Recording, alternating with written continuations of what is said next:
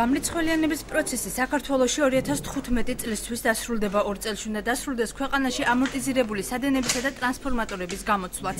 უკვე ჩატარებული თუ განსახორციელებელი სამუშაოების გეგმაგრაფიკის პრეზენტაცია დღეს ენერგოპრო ჯორჯიას აჭარის ფილიალის ხელმძღვანელმა წარმოადგინა. ანგარიში და სამოქმედო გეგმა საქართველოს ენერგეტიკის მინისტრმა მოისმინა. კახიკალაძემ ენერგომომარაგების მხრივ არსებული პრობლემები აჭარა გურიისა და ფოთის გამგეობების წარმომადგენლებისგანაც მოისმინა. მუნიციპალიტეტების წარმომადგენლებმა შეხვედრაზე მათთვის აქტუალური კითხვებიც დასვეს. ისინი დაულუქავი ტრანსფორმატორების იზოლაციაში მოქცევის ვადებით დაინტერესდნენ. ერთ-ერთ პრობლემად ამომრთვალებისა და ელექტროგადამცემი ბოძების სიმცირე და არსებულ ბოძებს შორის დიდი დაშორება დაასახელეს, რაც მათივე განმარტებით მაღალმთიან სოფლებში დიდ თოვლობისას ქმნის პრობლემას.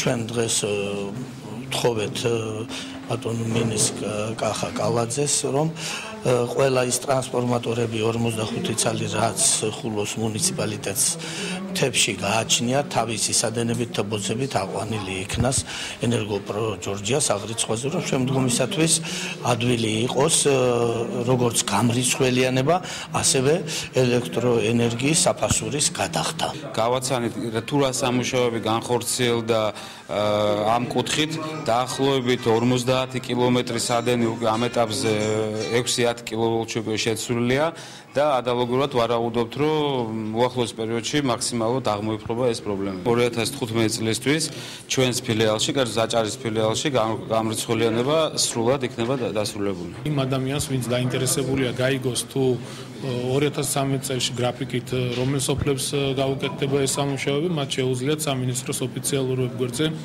იხილონ ნუსხა, სადაც არის განთავსებული ყველა ის სოფელი, რომლის გამრიცხველიანებაც იგეგმება 2013-ში, 2014-ში, 2015-ში. მე ასევე მინდა ვისარგებლო შემთხვევით და გამოეხმაურო ჯერ კიდევ პრეზიდენტად წოდებულ მიხეილ სააკაშვილის გუშინდელ განცხადებას, იმასთან დაკავშირებით თითქოს პრობლემებია შექმნილი ელექტროენერგიის იმპორტთან დაკავშირებით და მე მინდა მას მოუწოდო შეეშვას ამ უაზრო არაადეკვატურ განცხადებებს.